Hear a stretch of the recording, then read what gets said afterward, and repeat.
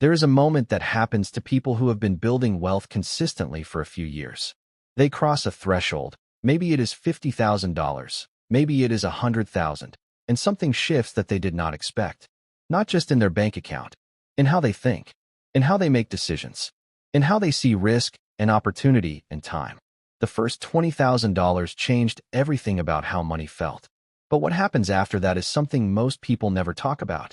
And it is honestly more interesting. My name is Nick, and I spend way too much time thinking about money, compound growth, and the psychological milestones that change how people relate to their finances. Subscribe if you want the honest version of this conversation. No hype, no get rich quick. Just the real mechanics of what building wealth actually feels like as it compounds.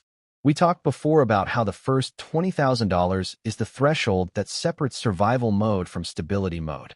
That first milestone removes the constant low-grade financial anxiety. It gives you breathing room. It changes your relationship with risk at work and in life. And it starts the compounding engine for the first time. But here is what people do not realize until they cross it. The first 20,000 is not the destination. It is the launch pad. And everything that happens after it follows a completely different set of rules. Here is the first thing that changes after 20,000. The speed. Getting to your first 20,000 is genuinely hard. If you are saving $1,000 a month, it takes roughly 19 months of discipline and sacrifice and resisting the urge to spend it on something else. But your second 20,000 does not take another 19 months. It takes about 17. And your third takes 15. And this keeps accelerating. Not because you are saving more money each month. You are saving the exact same amount. But because your existing money is now generating its own returns that add to your monthly contributions. The boulder has started rolling. Gravity is finally working for you instead of against you. By the time you have $200,000 invested, your portfolio is generating roughly $16,000 in returns annually at 8%. That is more than $1,000 a month in investment gains alone. On top of whatever you are contributing, you are now saving more than you used to earn at your first job without doing any additional work, just because you stayed in the game long enough for the compounding to reach meaningful scale. This is the moment most people describe as when it clicked, when investing stopped feeling like sacrifice and started feeling like a machine that runs while you sleep. Let me put some numbers around this acceleration so it feels concrete. Imagine you are saving $1,000 a month and earning 8% annually. Month 1 through month 19 you grind toward your first 20,000. The returns on your growing balance are small, maybe $100 or $200 some months. It barely feels like it is working. But by month 48, when you have crossed $60,000, your monthly investment return in a good month is $400. By month 72, when you are approaching $100,000, it is approaching $700 per month in returns alone. You did not change anything. You did not save more. You did not take more risk. The machine just got bigger. And a bigger machine produces bigger output.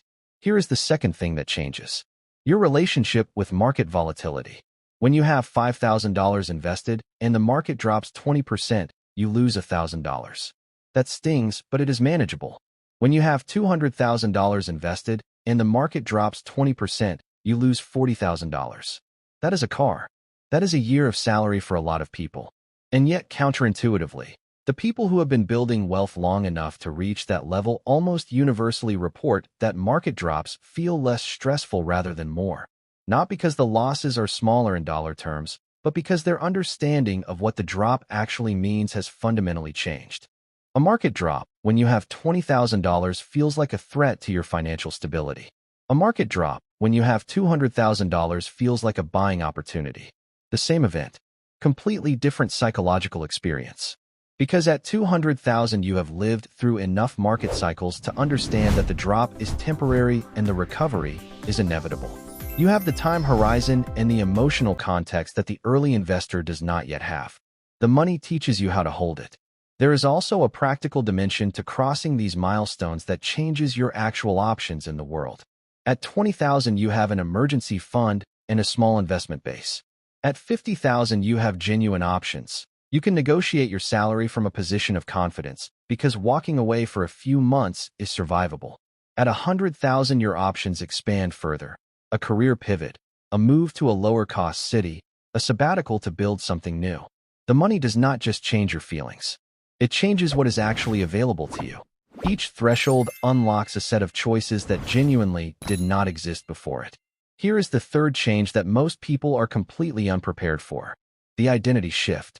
When you have been building wealth consistently for 5 or 7 years, you stop being a person who is trying to build wealth, and you become a person who has. That sounds subtle, but it changes everything. You negotiate differently at work because you no longer need the job the way you once did. You make career decisions differently because you can afford to optimize for growth rather than just survival. You make spending decisions differently because you have already proven you can delay gratification when it matters, so the small treats feel genuinely earned rather than guilty. There is also a specific moment that happens somewhere in the journey from 20,000 to 100,000 that most people do not anticipate. Your investment returns start to exceed what you contribute in certain good months. The first time it happens, when you check your account and the market went up and your portfolio gained more in a month than you put in, something genuinely changes. It is not a large amount of money at first. Maybe the market was up 5% and your $60,000 portfolio gained $3,000 while you contributed $1,000. But that moment when the money earns more than you put in is the moment the abstraction of compounding becomes real and visceral in a way that no spreadsheet ever made it feel. And that feeling is important because it creates a feedback loop that makes continuing almost effortless. The people who give up on investing before this moment never experience it. The people who push through long enough to reach it almost never go back. The machine becomes self-motivating. Here is something worth saying about the $100,000 milestone specifically. Getting from 0 to 100,000 is by far the hardest part of the entire wealth-building journey. It takes the most discipline, produces the smallest visible returns, and requires you to act on faith in mathematics you have not yet experienced personally. But getting from 100,000 to 200,000 takes roughly half the time of the first 100,000 at the same savings rate, because your compounding is now doing half the lifting. And getting from 200,000 to 300,000 takes even less. The math becomes increasingly generous the longer you stay in it. And here is the part that almost nobody in personal finance talks about honestly. The people who reach these milestones are not unusually disciplined or unusually talented or unusually lucky. They are people who understood one thing clearly enough to act on it. That time in the market is the variable that matters most, and that the cost of waiting is not just the interest you miss, but the compounding on that interest on that interest on that interest, multiplied out across decades. The math is not complicated. The execution is not complicated. The only hard part is starting before it feels worth starting, and then staying in when it feels frightening. So if you are at the $20,000 mark right now wondering what comes next, this is what comes next. The speed increases. The returns become more visible. The volatility becomes less frightening. The identity shifts. And at some point the machine starts running in a way that feels genuinely different from anything the early months of saving felt like. You built the engine.